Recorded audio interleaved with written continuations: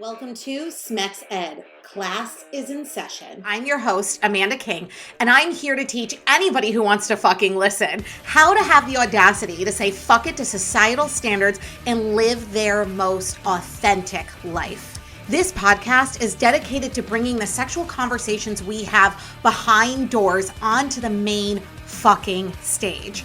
Because sex, masturbation, squirting, guess what?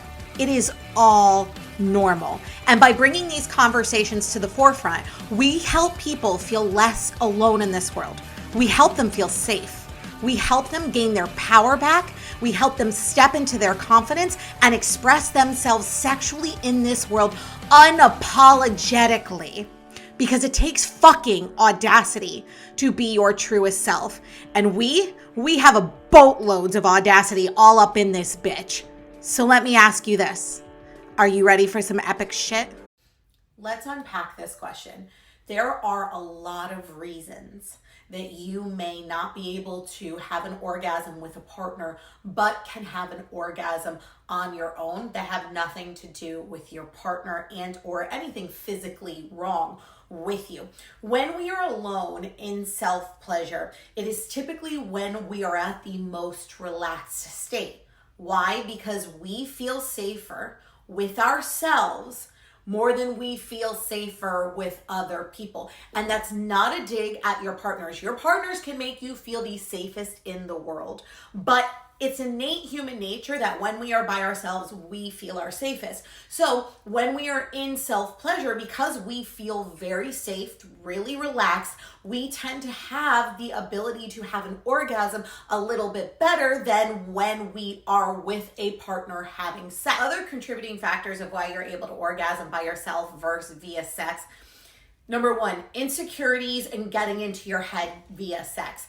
I was having this really beautiful conversation with a friend at a bar where they were saying, like, even during sex, when I'm comfortable with someone, I still feel insecure. Like, what my body look like, or am I doing it right? Like, all of that is mental jargon and or clutter that gets in your head during sex. So if you were sitting here and feeling like, oh my God, this feels really good, but I wonder how they're perceiving me, right? I wonder how I look to them. I wonder if my ass looks good, my thighs look good, my boobs look good. All of these things are going to prevent you from having an orgasm because you are so focused on being in here that you're not focused on what's going on in your body. You're sinking into your logic and your mind rather than your feeling. And in order to orgasm, you have to be at a clear head and really feel into it.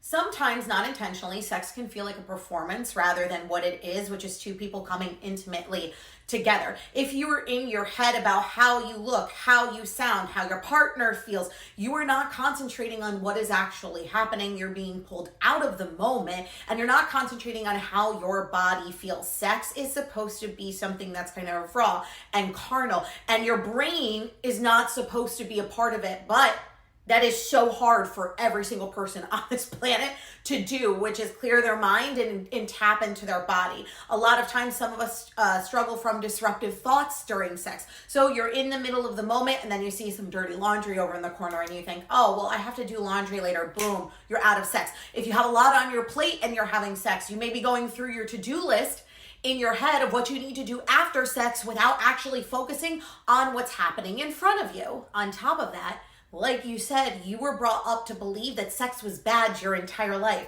So when we go in and we have sex, and if we were shamed sexually growing up, we were told that sex was dirty. We were told that sex was only something for procreation. We were told all of these things, generational societal conditioning, that all starts fucking circulating the second you get into sex. If something starts feeling good and your brain goes, hey, I shouldn't be allowed to feel that, boom, you're pulled out of the moment. So if you've had a lot of shame and like societal conditioning thrown at you about sex, every single one of us have had that.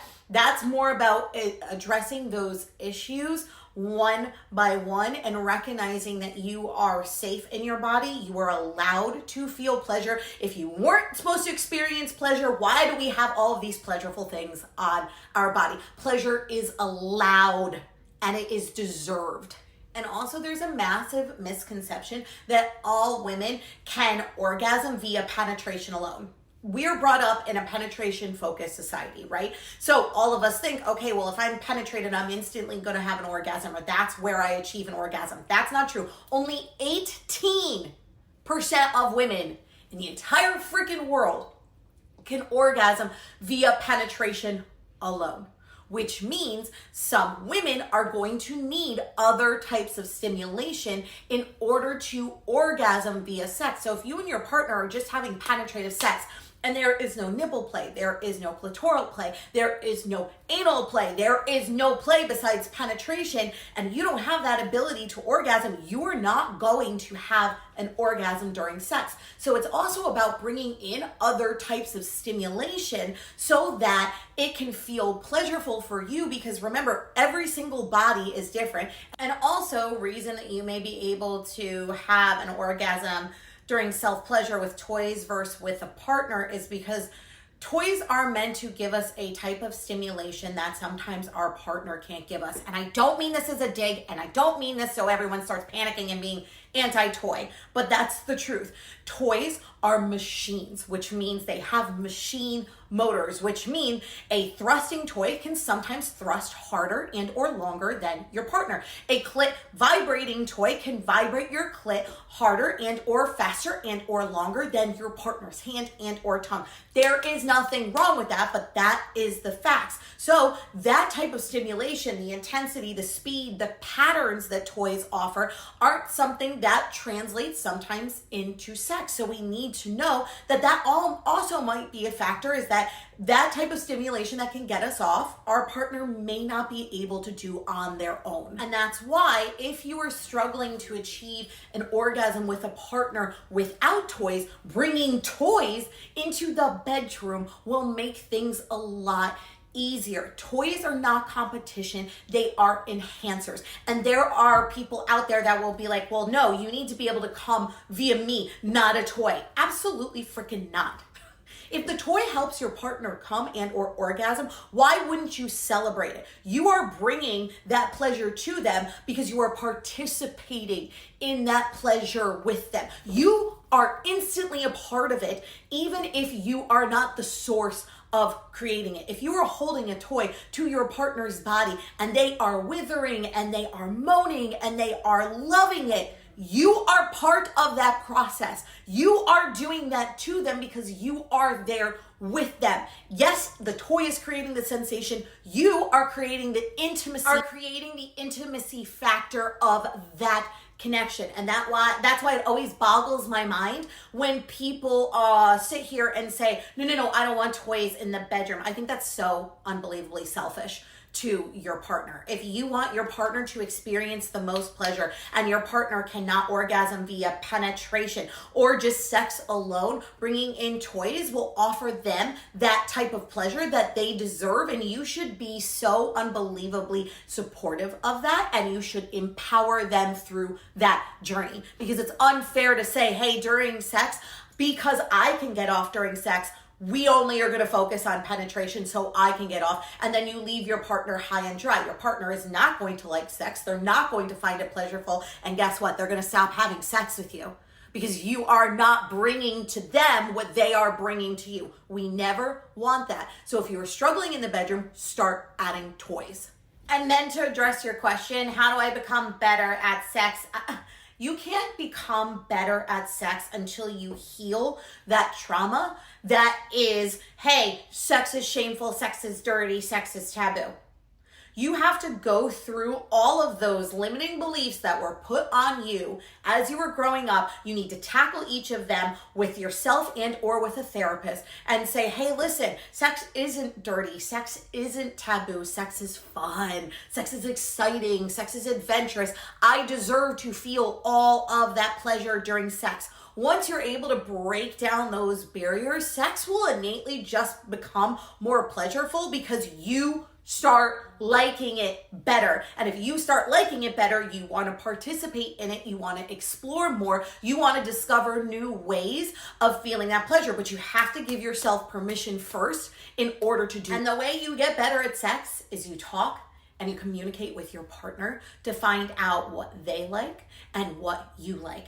And then you become an expert on their body. But the only way you can be an expert on their body is to actually ask them, hey, do you like this? Or having the conversation of, tell me what you want. What do you want me to do to you? And then they say that, and then you do it. And then you say, does that feel good? And they say, yes, you keep doing it, or you pay attention to their cues. You become the map of their body. And then eventually over time, you remember what they like, what they want, and you're able to give it to them more efficiently with practice. And I know that makes sex sound very clinical, and I don't mean to, but so many people want to be great masters at sex.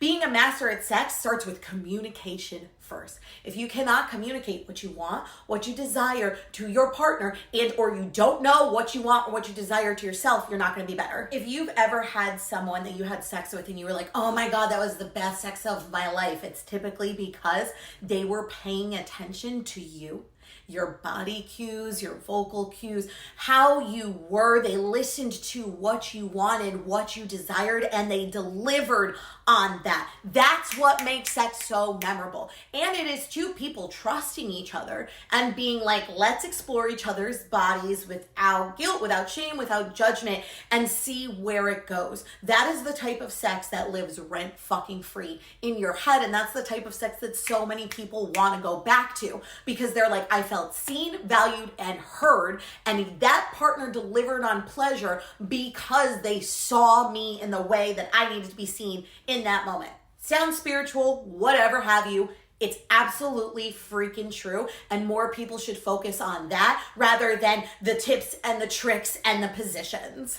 But let me tell you something real quick. I think people are afraid to communicate about sex, and that's why they rely so heavily on tricks, tips, and different positions, is because they are afraid to ask their partner what they want and what they desire. And they think, oh, well, if I come to sex with all of these things, all of these tricks and these tongue positions and these fingering positions, I don't really need to ask my partner what they like. I can just go in and shine. It's kind of like an ego thing. But you have to remember, what works for one partner doesn't work for another partner. So you can have a laundry list of tips and tricks and then go into a session and try every single one of those tricks, and your partner is like, I don't really like that, because it might not work for them. And this is why. Thank you so much for listening to Smex Ed with Amanda.